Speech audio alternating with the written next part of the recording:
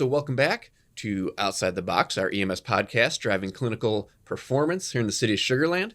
And today I have a very special guest with me that we're going to talk about our first non-clinical topic, but we're going to make it clinical. So this is our push to advance our critical thinking, package information in a new way to use it in a more dynamic problem-solving matter. Before we get into it, let's meet who I got with me today. So this morning I have Kathy Leverance, somebody I'm very fond of. So Kathy, why don't you tell us about your professional background, what you're bringing to us to have this kind of discussion about critical thinking today? So my background is in education. Started in education back in 2006 in a small rural Title I school. Moved into the Chicago suburbs after that, and then brought us to Texas, where I ended back in a classroom here teaching second grade. Went into an instructional coach position and now in administration. So between all of the different roles, between the different schools, a lot of diversity in my career, we've always had the same goal, is to create lifelong learners, teach critical thinking, and to set our kids up for success. And that goal has been the same regardless of student population or location. So are you seeing a lot of consistencies between approaches you used in the classroom to being an instructional coach and coaching teachers in their classrooms, and now as an administrator that designs this professional development for your entire staff? Are there just some common themes that continue to carry through? There are a lot of common themes that carry through. So whether you're an adult learner, whether you're a child, we all learn in similar fashions, and there are better ways to learn than others. So what may seem different as an adult learner really isn't. We just treat it differently sometimes when it becomes more complicated than it needs to be. So let's make the spoiler alert. We're going to take this adult learning style of sitting in a classroom, somebody talking at you, and you're going to kind of shred that a little bit today, aren't you? Yes. So, yes, we are.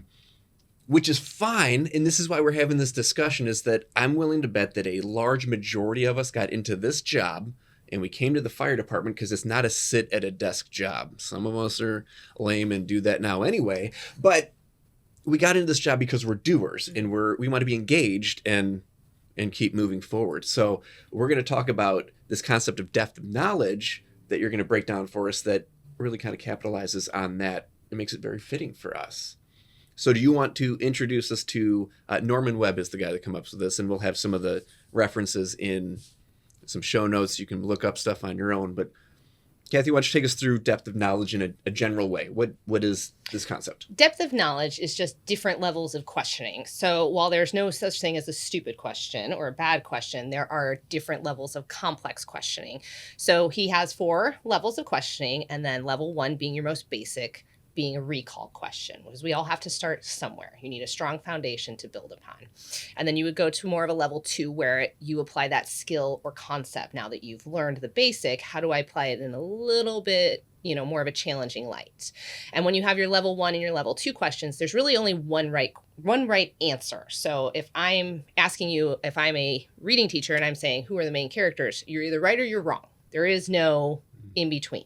If I'm asking you to compare and contrast the main characters as a level 2, you're still either going to be right or wrong, because it's still going to be the same characters, and you're still going to have the same characteristics. Now, when I move into a level 3 is where I get more complex. Now I'm asking you to be more of a critical thinker. These are answers we can't just find in a book. So now I'm asking you to maybe summarize the story or infer what the character will do next. So now you have to take that basic facts that you learned in this story and apply your own knowledge to create more of a critical thinking answer. And then your level 4, which is your most complex, is more of now like creating. Can you create another character to go with this story? And when you get to your level 3s and 4s, there are multiple right answers. So that's how you know you've kind of moved out of the basic questioning into your more critical thinking. Excellent. Okay. So why is this important? Like, how does this help us to package questioning at this level and take information at this level? Like, what's the main benefit to us as humans? So as humans, when we look at, from my perspective from education, what we see is employers want employees who can think critically. That I can teach you, here are the basics. I can have you memorize facts. I can't teach you necessarily to think beyond the facts, except we can teach you that through these levels of questioning. So when we start thinking about these critical thinking, we're teaching our kids how to think outside the box, how to be those, thinkers who can think beyond just one little situation. So in recent months, we've shifted away from protocol-driven medicine to more guideline-based medicine, that here's some parameters to work within. And it has been an adjustment. It is a newer thing industry-wide for EMS to kind of have that latitude. And we do it on a fire scene at any given time, that we don't have the script. Houses are different. The way people package their furniture changes the fuel loads, and dynamic circumstances bring different decisions. So it sounds like this is just very well suited for our industry to foster this critical thinking, to take it on the fly and be able to adapt to the information with it. But something else I heard in there was that we have level 1 and level 2, and it may not be as complex, and there's a little bit more right or wrong answer, black and white decision making, but it's no less important that you can't jump to level 3 without hitting 1 and 2. Absolutely. So, okay, so let's take this into the classroom. And you gave us you referred to some examples and how it goes. And reading is your game. Like, you're an amazing reading specialist with it. So let's take a reading lesson. And how would you package a lesson for a student in your small group reading lesson, going through these levels of questioning? How would you advance your complexity? So you wouldn't necessarily do all of these, in one lesson, in one day. We have to start with that foundation. Go back to my original reading lesson. Have I taught you what a main character is? Have we practiced together to find who that is? And then now, can you name it? Oh, you can. Now let's compare it to another character. Can I compare it to another book? And then I'm going to stretch that thinking into probably another lesson. Into, now let's summarize these two different characters. Let's infer what this character might do in another situation, because now and you have to model. Like, we can't just expect students or adults to just know how to do this. I have to show you, like, here's what I'm thinking, and say it out loud. And then getting them to that 4 level requires all of that work. And then once they're at that 4, you're thinking of like a multi-level, like, now you're going to create a whole new character. Well, we can't do 1 through 4 in one day. So just to even give it more reference, that you have your school year, and obviously you're starting with 1 and 2. At what point in the school year do you get to progress to like a level 3 questioning? How long does it typically take a class to be prepared for that push into the next Well, one? it depends on the skill. It depends where your students start. Some start with an extensive background knowledge and can jump up to those higher levels faster. And then your skills. So like, if I'm going through these reading skills and they've hit this 4, well, now you're at this mastery point. I'm going to go back and I'm going to teach you something brand new now. So now I'm back at a level 1 because I'm teaching you something brand new. So you could hit this multiple times, even just within a quarter, where it could be cycling through, and for different subject matters. So if I'm really good at reading, I might be able to jump to a 3 faster than, I'm kind of struggling with math and applying those concepts. I need more of that level 1 questioning. So it's very fluid. There's not really a right or wrong or a timeline of when you would hit those higher level questions. Okay. And you had made a comment when we talked about this previously that I really liked, that you can't live at a level 3 or live at a level 4. And I think you just kind of emphasized that sure, you get great at it, add more to it, add more base knowledge to it, and expand your capacity, right? Correct. So talked a lot about reading, talked about the classroom, and I'm sure at some point in this, somebody's like, well, I don't teach reading. I don't do reading lessons. So let's make this clinical. Let's bring this into EMS, because that's the whole reason we're talking about it, is that it's pertinent. So I'm going to go through a couple of things that we would deal with on a daily basis. Mm-hmm. And we have paramedic students in school that are going to have this knowledge in front of them. And I'll have you kind of help me understand where this falls in level of questioning, what level of knowledge we're dealing with it. So let's start with our medications. We have a pile of medications, stack of them in the ambulance, and we'll go back to the previous conversation we had. Let's narrow this to pain management. Okay. That we have a limited number of choices for pain management, but we have more than one choice. But to be able to tell you my choices for pain management are this, this, and that, what level of questioning are we hanging out there? Well, when you're just recalling, that would be your level 1. That these are the things we can use for pain management. Okay. That's it. That's a recall basic question. So do we go to level 2 when I start saying, here's my choices, here are the actions of each of these medications, here's side effects of the medication, here's dosages of the medication, or are we still at recall just to say that stuff? I would say that's still recall, because just adding more doesn't mean it becomes more complex. When you're looking at those level 2, now you're thinking of like a why. Like, Okay. why would I choose this medication? Okay, so this is our compare and contrast point, Mhm. that I have these options and now I'm going to pick one over the other. And level 2 gives me I can make my Venn diagram of here's where one's better than the other. Okay. So as I'm mentoring somebody in the field, going from level 1 to level 2 and taking just a little bit further, as simple as, why are you giving that one? Yes. Okay.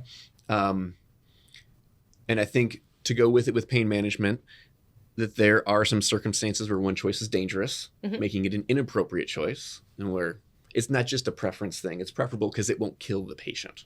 So This is the preferred. This is preferred. So I feel like that's where it leaves us at level 2, is that there's still some pretty black and white yes and no answers to this, right? Yes. So we get into level 3. Now this comes into 2 of these 3 choices are perfectly appropriate, clinically speaking. The patient presentation would tolerate that, low risk. And now I ask you, why are you choosing this medication versus this medication? Yes. But because both are okay answers, now we're into level 3. Yes, because now you have multiple choices that they could both be good, but now you also need to be able to explain why you're choosing one over another. So, which isn't specifically listed in a book. Correct. And that's where the difference is, right? If we talk about this medication might drop a blood pressure, that's going to be listed in a book on the side effects and everything else, putting us at level 2. Yes. But when both medications have a very good safety profile in this case, and can be 6 or half dozen, now we're talking about level 3 stuff. Some of the stuff we'd even talked about, you and I previously, was our differential diagnosis that very, very firmly lands in level 3, is what we were talking about. That we take our assessment findings, we gather the vital signs, the physical exam findings, and we're now interpreting and we're inferring what's going on with that patient. Would you agree with that kind of statement? I would agree with that. Anytime you're really using inference, period, you're going to be in a level 3 because it's not in a book. Your patients don't follow the book. And to clarify that even more, like, there's pathologies that we study out of a book, and there's the classic presentation of things. But how many times have you gotten in a situation where you encounter this and your response is, well, that's not what the book's like. The book said it's supposed to be something else, right? All the time. And we have limited diagnostics in the field. So we get there and the hospital gets to do their lab work and their imaging, and we get information back. I'm like, oh, crap, I missed that one. It's because we're operating at level 3. That it's gray area. It's a little less firm, more ambiguous, right? Yes. So we take our differentials, and we even talked about how treatment planning is level 3, that you're kind of projecting a cause and effect relationship based on this inference. What would make that a level 4 level of knowledge kind of questioning? So moving into level 4, it's going to be changing. That sure, you have this treatment plan and it should do X, Y, Z, but then something else is happening, or it doesn't do what you expected. And now you've got to pivot even further because you're, like you said, you don't have all the information. Your initial diagnosis may be wrong. So instead of sticking with that, it might, be well, now I have to figure out a new plan or try something different, or this is now actually harming somebody. So let's back off of this and see why. Yeah. And we'll talk about some good examples of like employing this and what it looks like, because we were talking about some really good ones the other day. So it is like that level 3 seems to be kind of where we exist for most of our patients. Our bread and butter patients, we perform our differential, we perform some interventions, and things get a little bit better. Right? Level 3 kind of stuff. But we get those patients that we perform an intervention and it didn't take. I'm like, well, hey. Right? And then this is our level 4 adaptation. And to go back to our pain management discussion is a fantastic one, that sometimes fentanyl will work for this patient, sometimes ketamine will work for this patient, and it depends on them. And we start talking about repeating pain management administration because it wasn't effective. Did it reduce the pain a little bit? That's effective, just not as effective, so we proceed more. Or I feel like it really throws us into this level 4 range to decide this medication was ineffective. I need a totally different medication route. Yes. Sound Yes. pretty... Okay, cool. I'm getting it, guys. I'm getting it. Okay. So just to even like talk about this a little bit more, let's talk about like IV therapy, right? We have fluid therapy, and let's put this in these levels that I have 5 sizes of IV catheter and I have an IO catheter. So I have 6 choices. but that would put me at level 1 just to say, These here's are my sizes. choices. Yes. And it would stay at level 1 even to say, here's how much volume I can flow through each of these sizes. Yes. Okay. But if I have a patient that has abdominal pain, and just based on experience, this isn't out of a book, but I know they're going to go to the CT scanner, and certain size IV catheter is preferable here or bigger for this patient. So I make a decision on a catheter size for that patient, and here's my evidence to support that decision. Does that put us into level 2 now? Yes. Okay. Yes. So level 3, let's find a good level 3 example. So I think we talk about, I love the example of cardiac arrest, and y'all have heard me talk about it, that access is the goal, not a size IV, not a specific location. It's access. So we drill a shoulder, we drill a shin, we get an IV line in. We have multiple choices. We need to take the information in front of us at the time and make a decision. And y'all have also heard, I don't like the word justify because it's kind of like reflective. You've already done it, and then you've decided if it was right instead of making an informed decision up front. Would you feel like that kind of lines out with progressing through levels 1, 2, 3 of knowledge of how we lay out just a choice and how we establish IV access? But I would say you do need to be able to justify when you get into those 3s, that it's not, well, I did that because it just sounds cool and I wanted to try it, that this seemed like what was best for my patient with the information I had. I agree, 100%. It's a semantics game. I just don't like the word justify. I want you to have the evidence for your decision up front, because then it's really easy to look back at your decision and say, here's why I did it, and it's a supported decision. Yes. Which it may not be the best decision because we're in the ambiguous zone, right? Correct. And you would even set it, and just to kind of humanize it a little bit, tell us about the times that you've had a lesson that may not have gone how you wanted it to. Gosh, everybody has those lessons where you have this thing, it's beautiful, it's planned out, and it's going to go great in my classroom, and then it's a complete flop, and you're just like, I hope nobody comes in to see me today because this did not go well. And sometimes you have to scrap the entire thing and start over, and there's other days where you're like, ooh, this went well except for this part, or wow, I really should have cleaned up this transition because this is where I lost all my little friends and it became a little chaotic. So you can have that reflective piece of, this is what I'll do better next time, but better to try something. That's always my opinion. Try it and see what happens. And just like, it sounds great on paper, but the same way as your patients don't follow the script, students also don't follow the script. So when they go off script and you're like, I did not anticipate that, you now know better for next time. And that goes into your next level 3 of anticipating what could go wrong, and then having that in your schema to say, okay, I'm going to better balance it this way. I like it. And let's be clear, as you go out to the field, trying it is not a shoot from the hip, unprepared approach. Yes. This is a planned try. This is thought out. There's some support to it, and we're going to see how it goes. Yes. Not shooting from the hip. No. Please. Dr. Humphreys would really appreciate it if you don't. I would also. No, so. the trying something new is trying it based upon your background knowledge, experience, that, okay, this might be something out of my comfort zone, but still appropriate. All right. So let's bring this into some specific actionable examples that we can use. So we can do this as individuals, or we could do this mentoring somebody else. Absolutely. Right. So let's take, like I said, we got paramedic students in there. We're going to continue to hire young providers coming in as we continue to age as an organization. That's just how we sustain.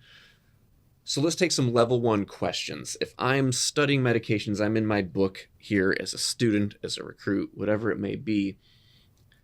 How would we package some level 1 questions as I'm studying my material? Your level 1 is just it's recall. It's rote memorization. And there's some of that, like I said, there are no bad questions. There's no stupid questions. I mean, you need them to, at some point, memorize what medications go with what prognosis, because I don't want somebody showing up and be like, ooh, I didn't study all these medications. Hold on, let me Google that. So there's a place for it. A lot of your recall, I would expect, comes from your book, and whether you have assigned reading, that I would expect you to come with that knowledge. That if we're talking about pain management today, I expect you to have already read what some of these are so we can move on that. Because you as an adult can do that. You can read your book and have that basic knowledge.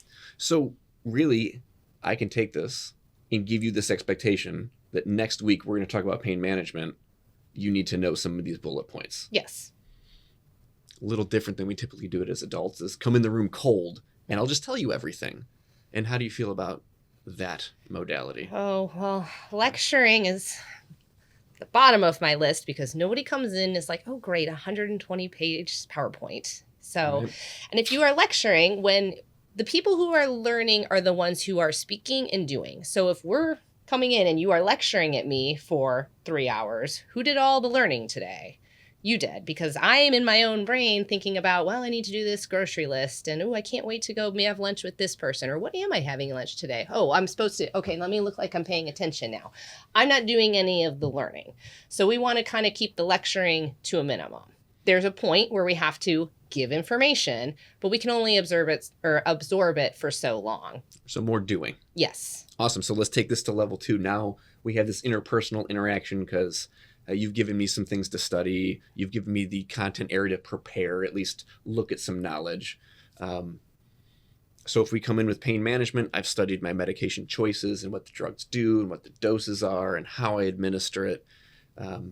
What might be some good sample questions to challenge me to take that knowledge to a level 2? Well, I come from education, so we love anchor charts. We love T-charts. We love chart paper and markers in general. So I would encourage you to, like, as a group, your partners, make a T-chart. Okay, now we're going to compare and contrast these medications. And now I'm not telling you how they're different. You are now working with your table buddies to write it out of how are they different. Now I'm engaged in my learning. I can't hide anymore. I can't be making my grocery list in my mind. I have to be talking to my partners about, hey, I read this. Do you remember this part? Because it's okay not to know everything. Everybody brings something to the table. And then when we're engaged in the conversation, now I'm the one doing the speaking. I'm the one doing the learning. I like it. So, and I saw something in some of the material we reviewed that taking 2 level 1 ideas, putting them together doesn't make a level 2. So I remember everything about this medication, and I remember everything about this medication. I'm not level 2 because I've done these 2 things. I have to now mash it up. Now we're adding the compare and contrast piece. That's what your makes Venn it level 2. diagrams of, like, here's how they're same, here's how they're different. Got and it. then you're going to move that to a level 3 by adding your scenarios. Okay, so now I know all the differences and nuances of these different pain medications. Now I'm going to give you a scenario. Which one are you going to choose and why? I like it. Right? And then if we really want to get complex, we go to level 4 with, great, here's the response you didn't anticipate. Find new solutions to the new problem as we move further down the road. So we do a lot of, not as many as I wish we did. I mean, time's limited, but we review cases that I'll go out and I'll sit with you guys. And some of you have had that. Some of you are probably a little worried about it still because you haven't had the experience. I don't yell at people. But this is what we do is let's talk about decisions and what evidence went into that decision.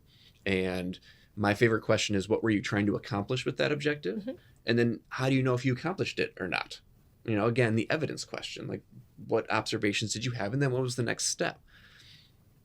Can you give me some validation that we're kind of hanging out at level 3 there at that point of kind of like grooming you that are, critical and thinking? that's just good learning period is, you know, we say it a little differently in school of what do we want them to learn? How do we know they learned it? Where do we go next? But you essentially said that on a medical side of what did we want the outcome to be? How do we know we got there? What do we do now? So it's just good. Yeah. Expert says I'm doing it, I guess.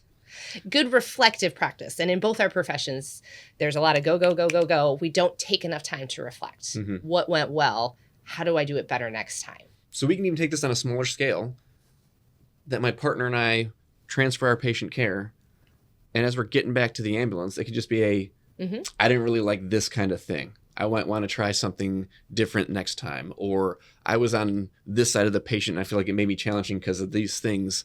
I would be on the other side of the patient. It could be as simple as that to challenge that information. Absolutely. So. And then how often do you share when things go well? I mean, we all love to go back and be like, wow, this went terrible today. But how often do you go back and you're like, hey, I totally rocked this, or I tried something new. Have you guys ever thought about doing it this way?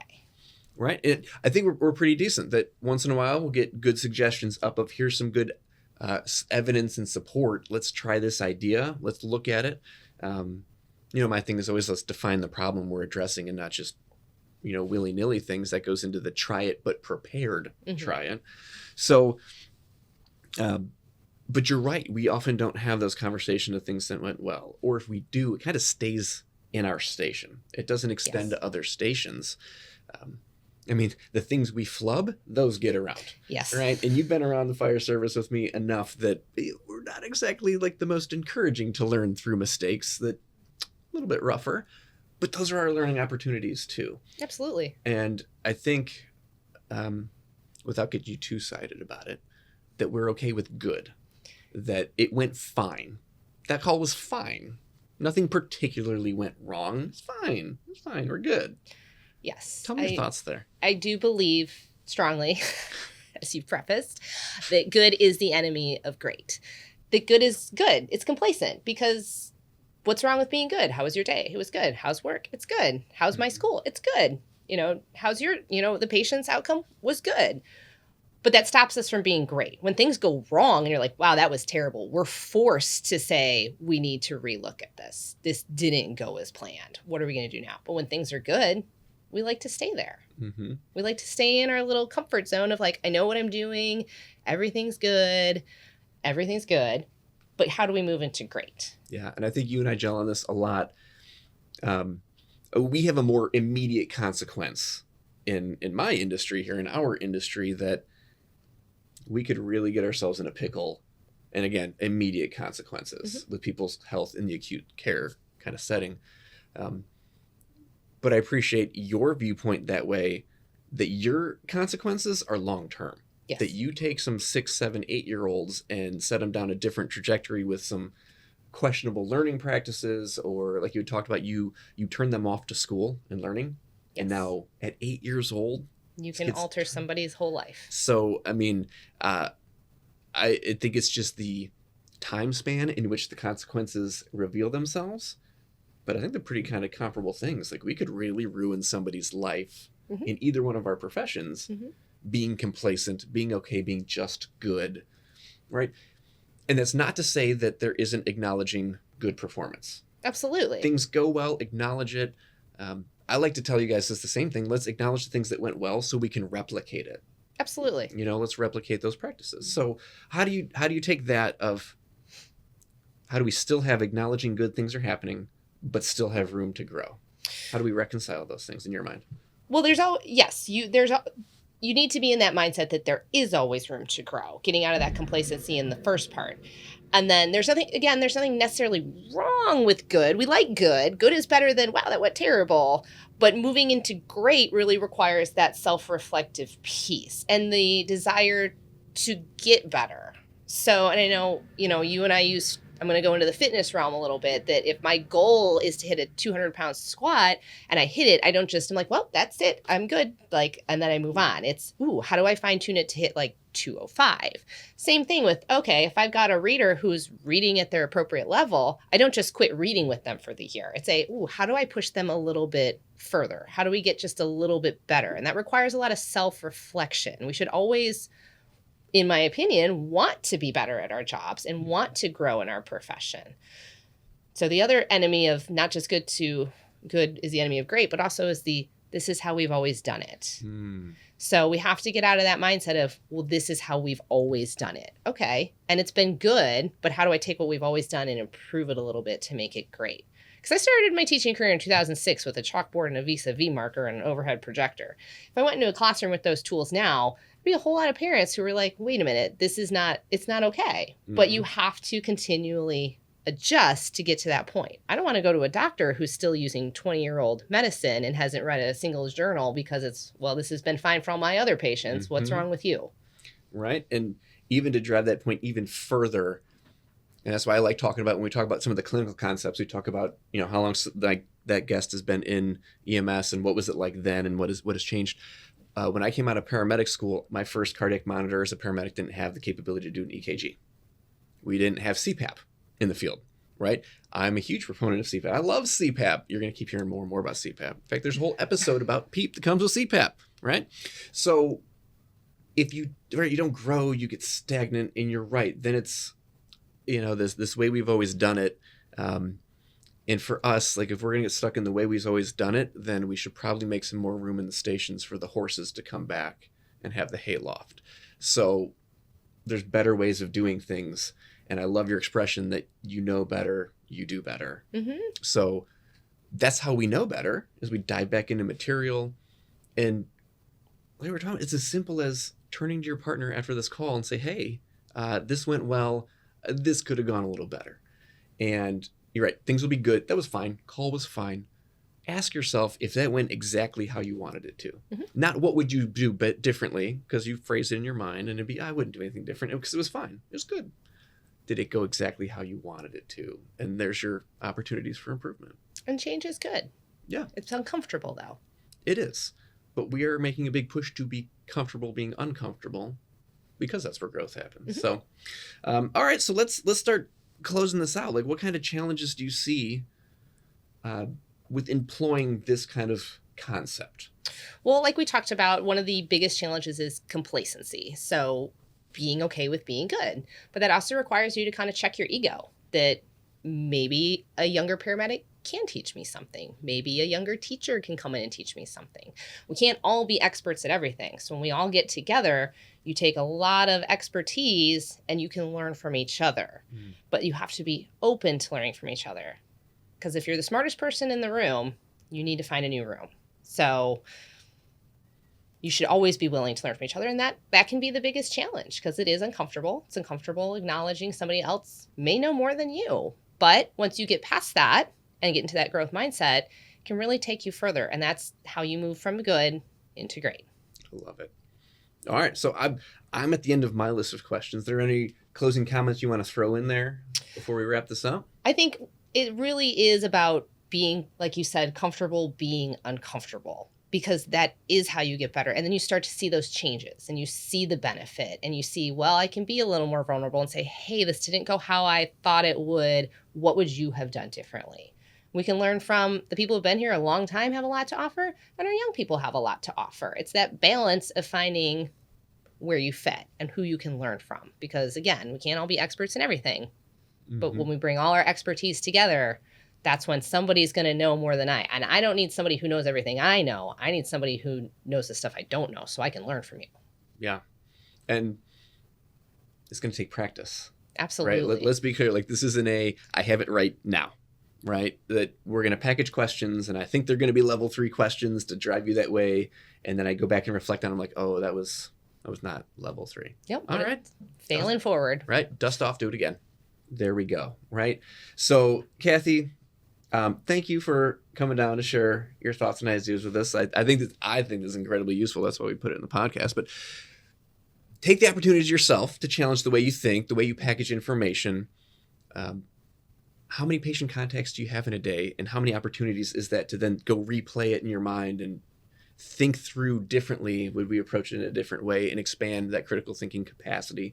Because again, decision making is a learned skill. It's a practiced skill. Absolutely. And until you do it, you're not going to get good at it. And just like anything, the statistical laws come into play that the more you do something, the more you'll probably do it wrong. Yeah. But that's how you learn how to do it right. Right? Just with anything. So think back through those calls. Talk to the person next to you. Ask those kind of questions about what you do differently. And then take that opportunity to grab some of the younger providers and ask their thoughts. And like you said, get them talking. I love when we have people come out of the fire academy and out of paramedic school, because they have the freshest, most up-to-date knowledge that is in that curriculum. And it might not be the most cutting edge, because, curriculum can only change so fast, right?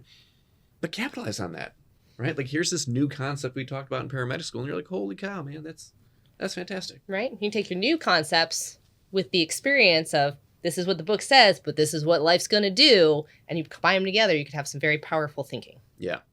It's all a team sport. Mm-hmm. Right? All of it is. None of us operate alone, so we should be growing together as well. Absolutely. So. All right, Kathy, thank you so much. Appreciate you being here. Well, thank you for having me. Oh, well, you're welcome. So, all right, guys, thanks for listening in, and we'll see you for the next one.